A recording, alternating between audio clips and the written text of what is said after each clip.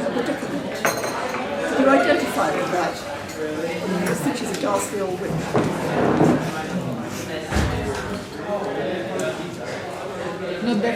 Not maybe identify, but definitely recognize.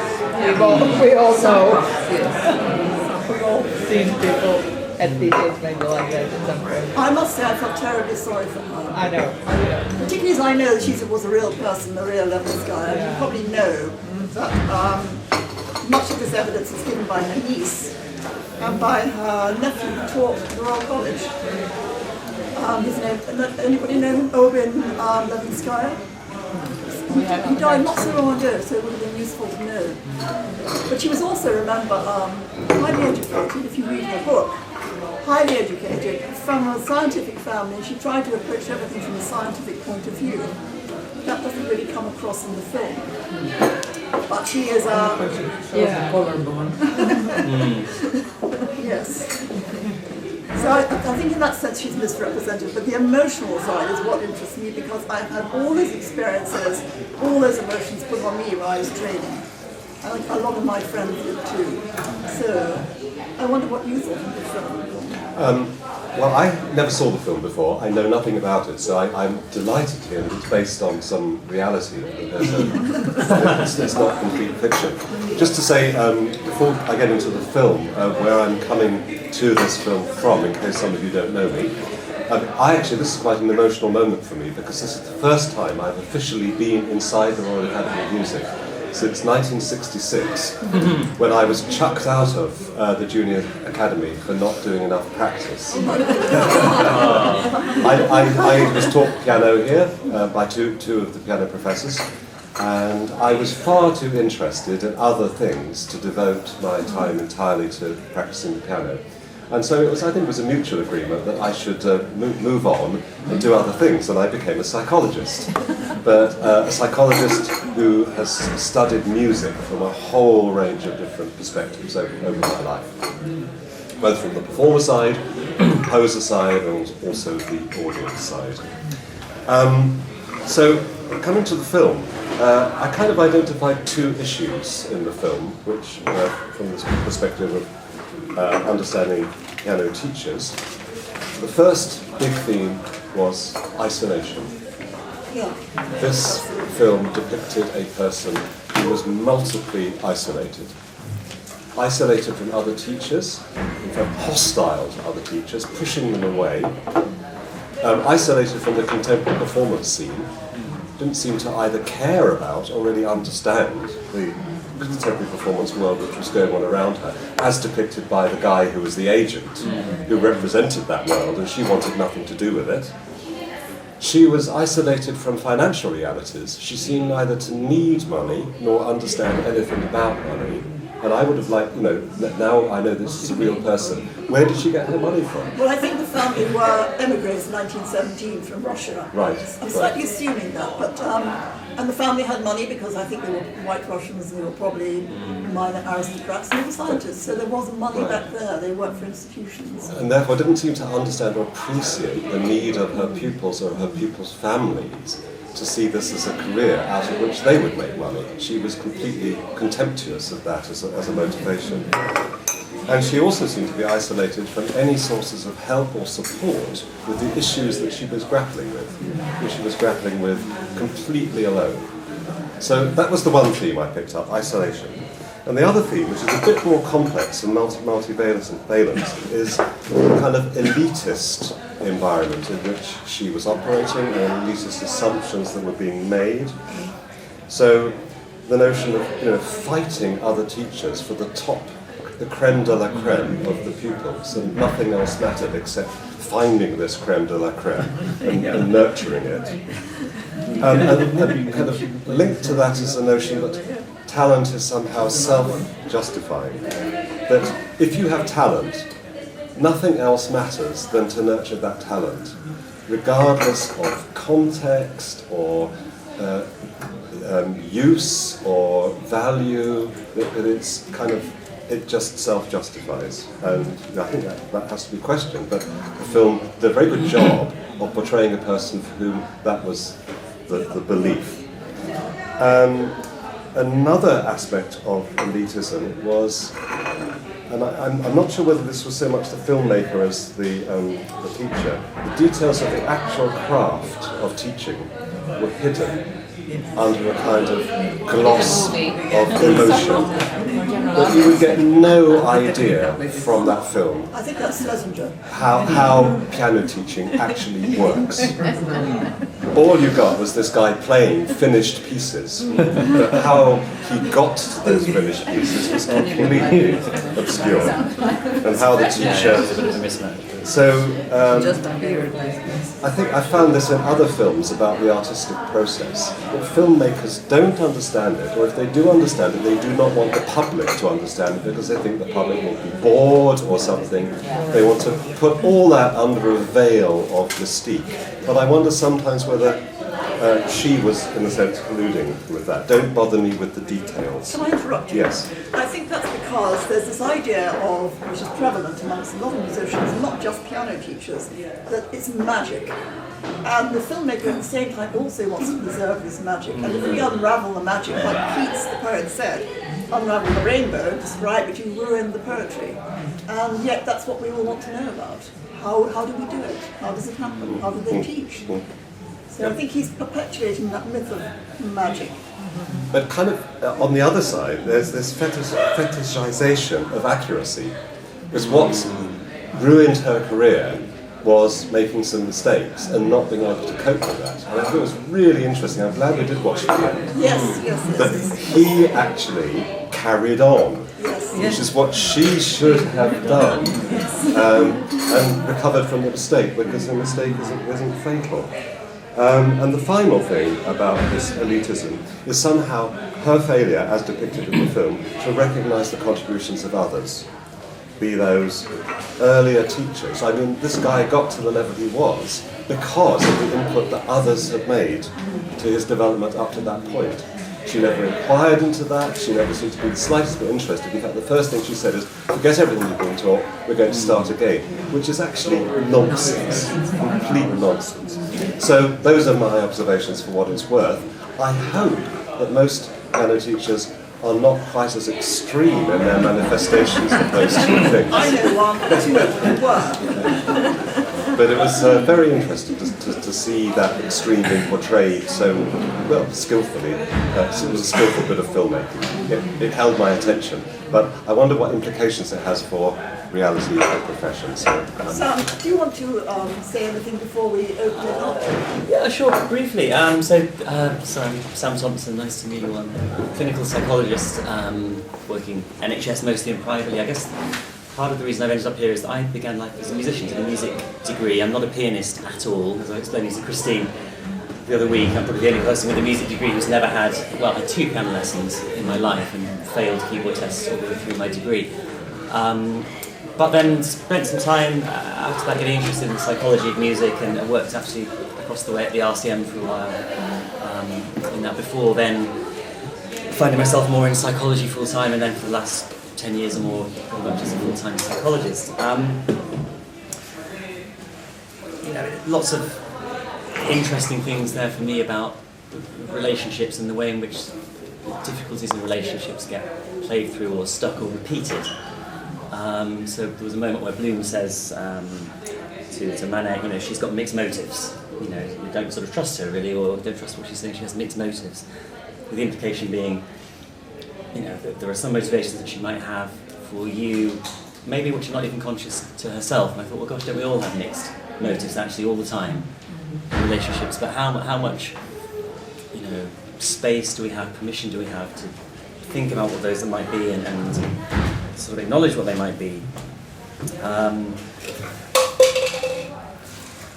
I think a lot of a kind of concept from Freud that made me think of, I suppose, he would describe it as a repetition compulsion. So an idea that when we're unaware of the cause of something, some pain, some insult, some distress in our past, we have, on the one hand, an unconscious desire to repeat it in order to try to repair it and make it better. And yet, because it's sort of unconscious to us, and the only template we have is what caused the pain or distress in the first place, we repeat it in the same way with the same result. And there was a sense of that in her relationships with her pupils that was played through the former pupil, the current, and then just at the end, you sort of thought, here we go again. Here's Madame trying to do some work, really, to address, I guess, her own pain.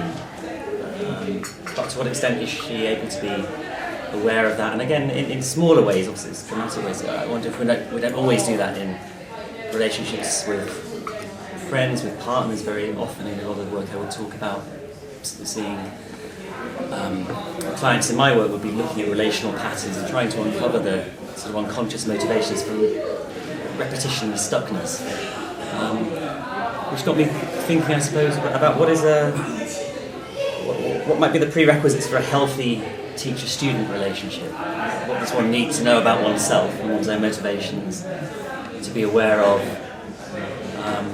How do issues of power and control play out in a good relationship? So much seems to be about Madame S exerting control, or trying to, perhaps in a sort of unconscious effort to repair her own damage, if we can put it that way, through her control of Manet. So how, what might be the different ways in which one's own stuff, one's own material and the sort of jargon that we all carry with us might in effect, I suppose, the relationships that we have as a teacher or pupil. Again, a Freudian idea of transference of relationships, so the idea that we transfer, we relate to another as if they stood for somebody else in our minds, and that being something that's prevalent in relationships, and I'm sure very much in teacher-pupil relationships. So I guess those are the things that I thought about, and I just wondered within this field what permission, what license there is to even acknowledge that some of that stuff might be going on, especially as John says, if piano teachers, and Stephen said also, perhaps very isolated very often. How would one even have a conversation about that stuff? I don't know. Well, I do believe this is actually probably the first opportunity we've had to have a conversation in this way.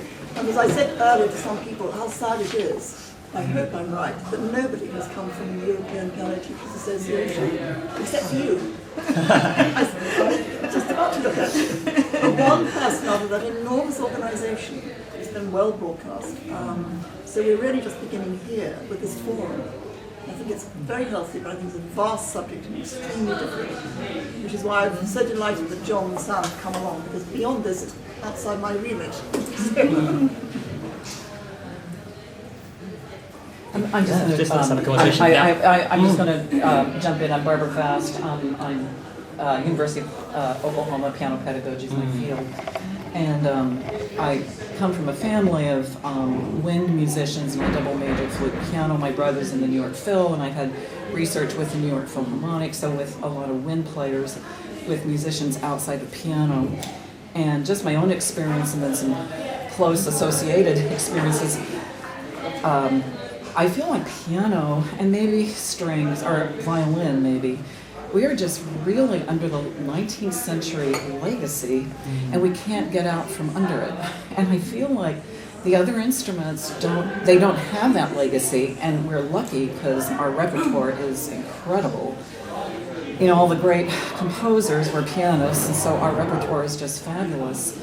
And we all have these lineages back to Liszt, and we can all in this room trace our lineages back to these famous teachers and performers. But I sometimes think it leaves us with an old model of how teacher-students relate to each other. It's an old model of even how teaching goes on. I'm a big advocate of demoing for students. Well, my flute teacher, instrumentalists do this very naturally. Pianists are afraid of that. And, there are just many elements of teaching, and I think teacher-student relationships that we are under a different umbrella than the other instruments. So, I don't know. I think. First off, I think that the movie, because it's a movie, it really simplifies a lot of things and it leaves out a lot. And I think even these aspects that John was mentioning about not being aware of, finance and so forth, all of these things, they just don't form part of the movie, part of what the message of the filmmaker is. So and I also think that it's not probably very good for piano teaching in general to have this, you know, a movie that's as famous as this to have portrayed, you know, what would happen. But certainly, it's a life story of one person, and the isolation, I think, is a very live factor. Obviously, if you're in a school and there's colleagues and all of that, you know, you're not going to be in that situation. Certainly, organisations such as EPTA and so forth are, you know, work very well on a regional level and so forth. But I do think that we've come a lot from the, you know, apprentice master model and this control by fear and you know, by criticism model. I think we've moved a lot. You know, certainly I can't say I've had that sort of teaching. But anyway, I did want to make a point, and it's about kind of relating to what you were saying in terms of we're trying to prepare, you know, her experiences. I think it's also that there's a kind of protection that she was trying to protect him from having that and stopping the career too early because she saw so much potential. So from that point of view, I do think that she was thinking about his best interest in the long term, because she did say she's going to be one of the best I've had if he trusts his patient and all of this. So I do think she had the long term in mind. But also the movie portrayed all the people who were in the business, the, you know, agent and the, you know festival owners and all of this, as being not exactly pure of heart, you know. So the fact that she was not wanting nothing to do with them, maybe there were other, you know, there's another maybe, I suppose people she could have had relationship with and promoted him or have concerts or whatever that weren't these people. So it's very, very extreme. It's very black and white. The full movie is just, you go from not playing for anybody at all to playing in this Air India, you know, sponsored concert. It's just really very extreme. I went to Juilliard when I was 13, and it was very isolationist with the teachers, and they would fight. So the first teacher I had was a male version of Madame Suzatska a little bit. He just wanted in on my life. It was suffocating, and I was a rather rebellious student, so I decided after 2 years, I was 13, 14, that I had enough, and I went to Madame Levine. Yes, and there are a lot of stories about her. She reminds me of this movie because it was that old-fashioned, the legend. I mean, there was Rachmaninoff's photo and everything, and she would sit way in the back. I mean, she was very old at the time. So you had this special feeling of going into the past completely. But I must admit, she was a wonderful person. At least that was my experience for me. And when I got a little arrogant after getting good reviews in the New York Times and all that, when I made my debut, she said, you have to be careful in life. She said, number one, you've got to be a woman first. Number two, well, she was old-fashioned, your wife next, your mother, then you're a pianist. And she said, if you don't have a full life, you won't have much to say musically. And she did kick out a student who was rather well known, who had a child and left the child with a husband in another country to pursue a career, and Madame Levine kicked her out. So she was really firm on that. But what Madame Levine had that was really excellent, she had wonderful assistants, and one of the assistants was the complete opposite. With her, it was all business, to the point where I sometimes asked, do you like me at all? Like I said, you're always, you know, like you don't treat me very well. Of course, nobody spoke to her like that. She said, are you here to learn and fix your problems, or are you here for a personality rub down or something?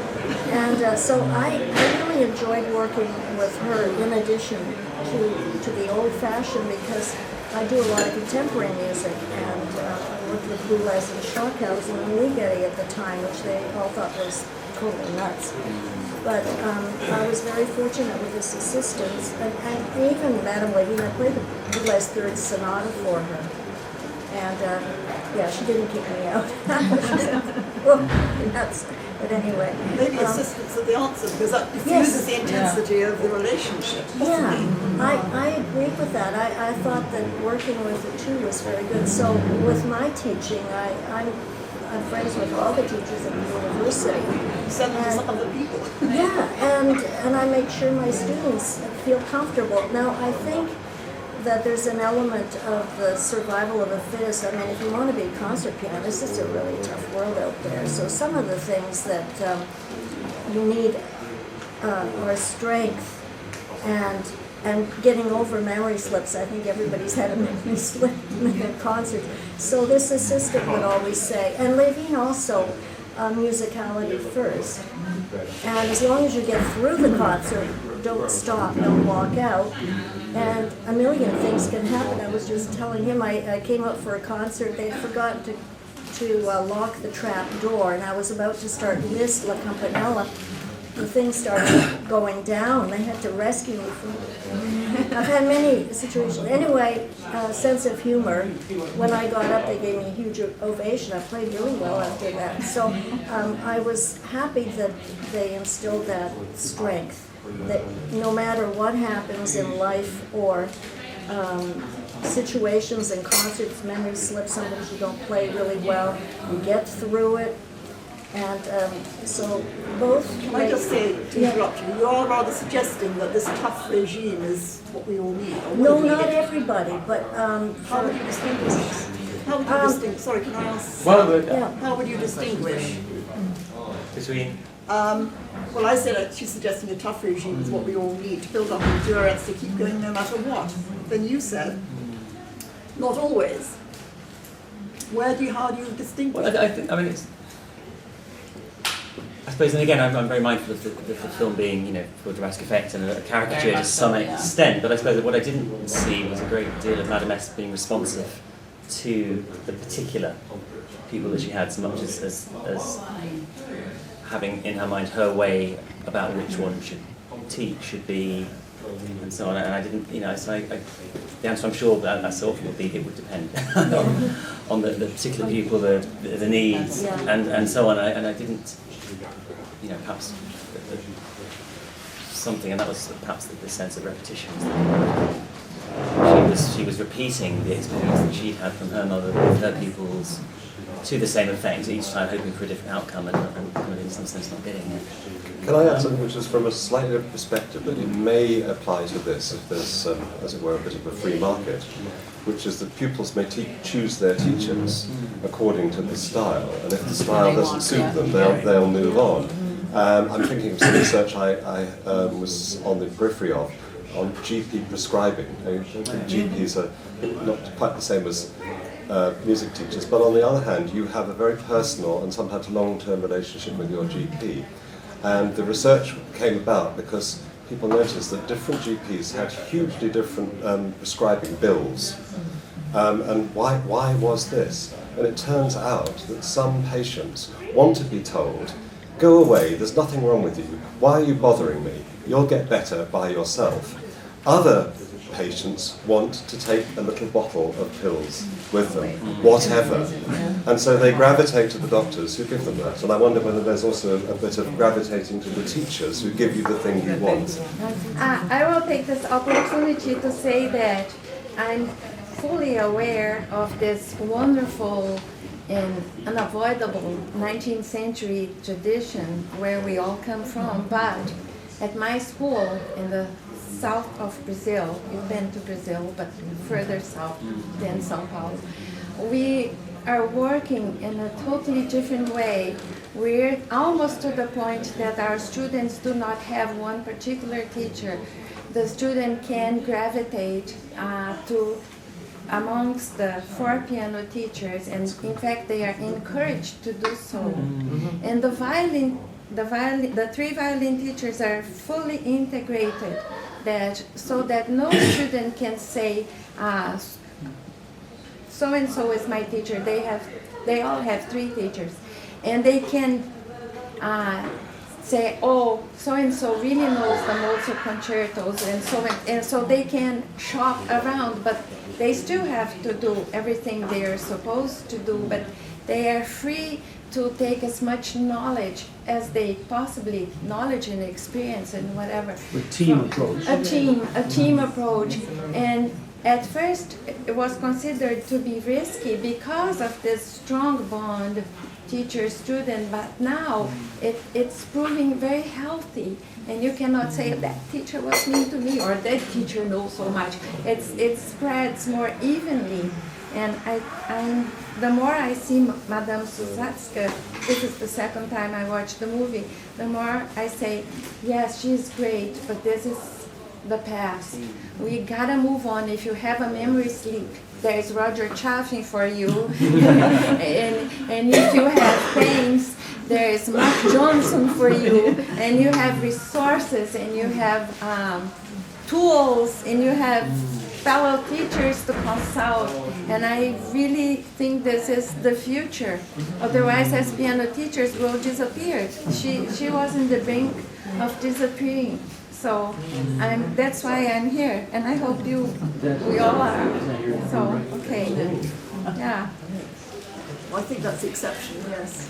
Well, I don't know, but for me, I just admire this kind of teacher and this dedication, and I think it should be more like this. I think if there is a talented student, one really need to have at least one like this teacher, because I think there is some positive aggressivity that helps to find the limitations of each student and to fight against all the limitations the student had. And I think it's the only way to learn more than just typical analytical and very kind approach to teaching. And for example, myself, I have had these kind of experiences, and those teachers, they have been the best teachers forever, and I have learned much more than ever from them. Just, I mean, I of course I don't want to offend your idea or anything like that, but my experience was very different. And I had, when I was watching the movie, I was thinking, oh, this is just really ridiculous. I mean, it's so dated, and but then I had experience with abusive kind of teacher, and I was the boy's age. I was like 14, 15, teenage, and she would do really mean things, like she would hit my head, and the movie doesn't talk about it, talk about how the boy actually feels. I mean, it shows a little bit, but I felt like it was very superficial. It really doesn't go through what he really goes through inside. Because for me, it took a very long time to recover from all this trauma, in a way. And for years, I thought I just cannot play piano. And I can't, I mean, it became like there's this repertoire that I just cannot learn, and I cannot finish learning and performing it. And it took me many years, actually, to kind of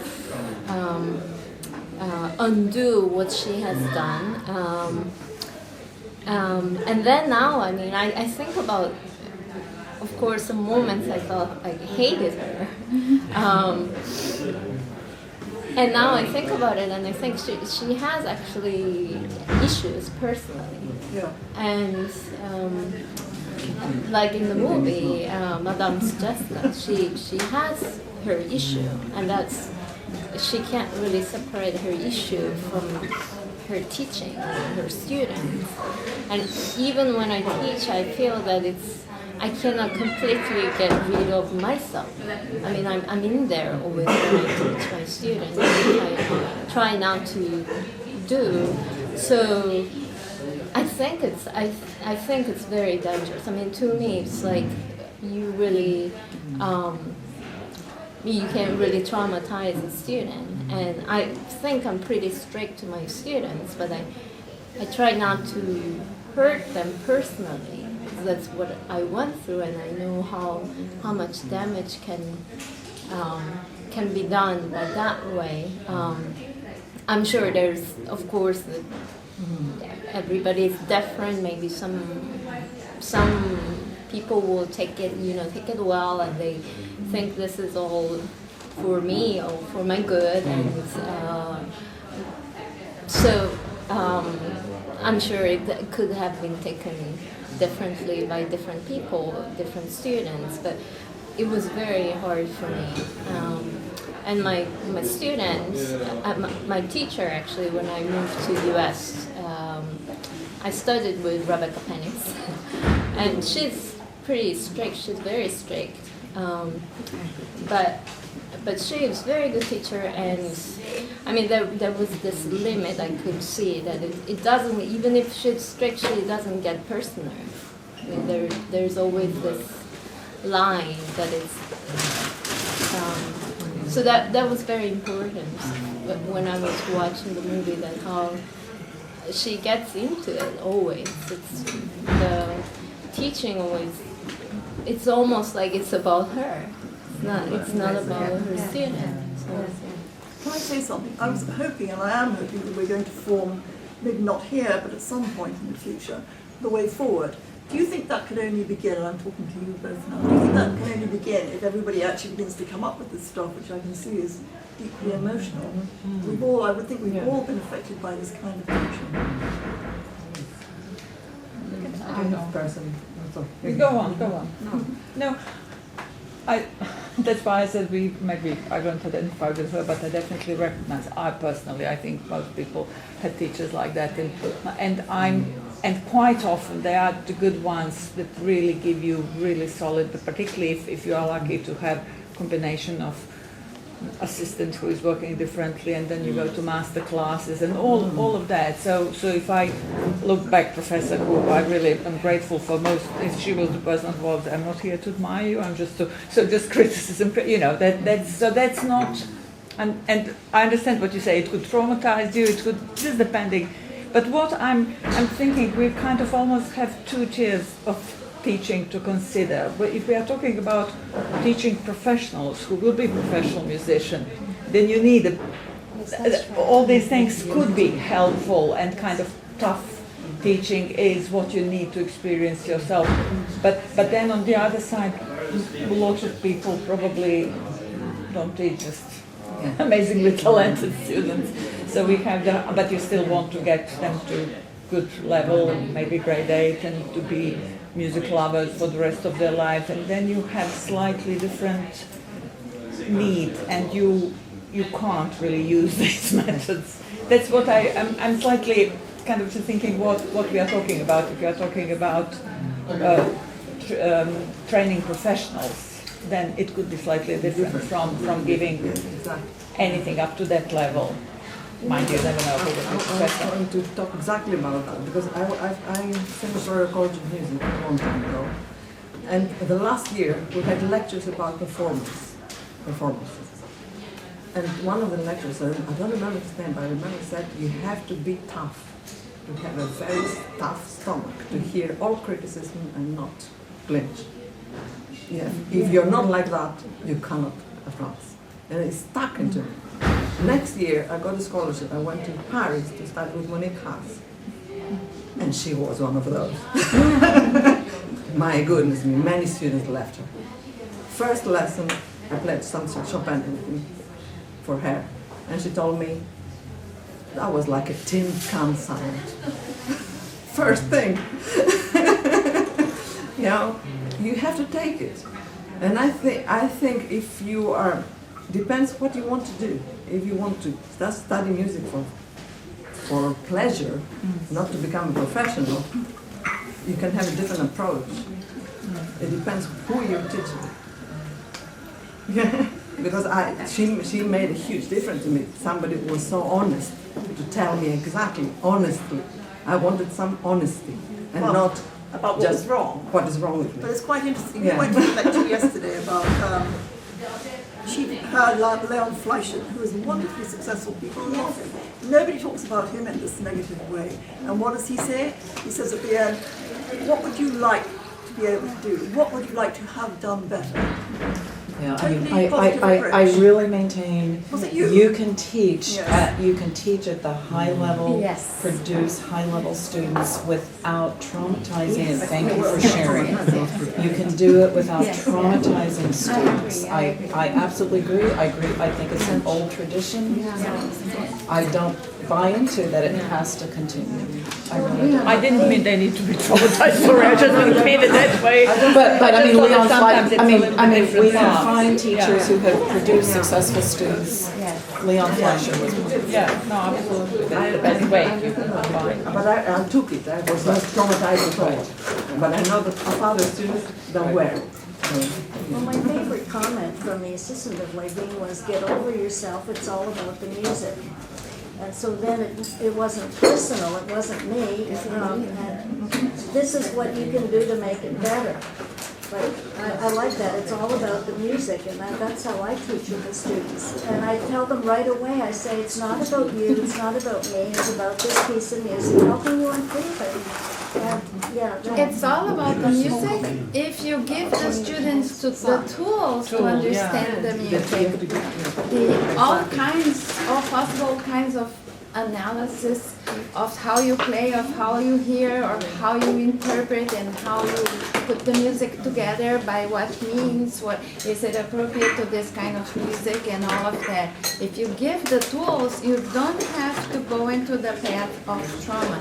Now, if you expect that music is some God-given talent that somehow will fall upon your head, then you need to beat and to slap and all of that, and that I abhor. You don't need that. You can make people play beautifully with information, all sorts of information, and then they can be truly creative on top of what has been built carefully from the ground. Yeah. You know, in connection with your curriculum there, I want to know, how do they manage that curriculum? That is, you have several teachers, 4 teachers teaching, and the student has to register. Do they register for the teacher or for the No, course? they registered to one teacher, but we agreed to hear the other students. We have one performance class that everyone comes together and they play for each other. And In if, front of the 4 teachers? no, sometimes 2, sometimes 3, but in front of all the students, which is the thing that you have. The part of it that's the most fascinating that you Yeah. said was new is Yeah. that they can study with all 4 teachers if they want. Oh yeah, I can tell one student, my colleague so and so is really great for early Johann Christian Bach. Go play your sonata for him. He'll have some excellent things to tell you about So the student is ornamentation. registered with you, but Yeah. you freely tell your students to go to Yes, I someone do. else. And they agreed to do that. Oh, they agree. In exchange, they will tell me, oh, please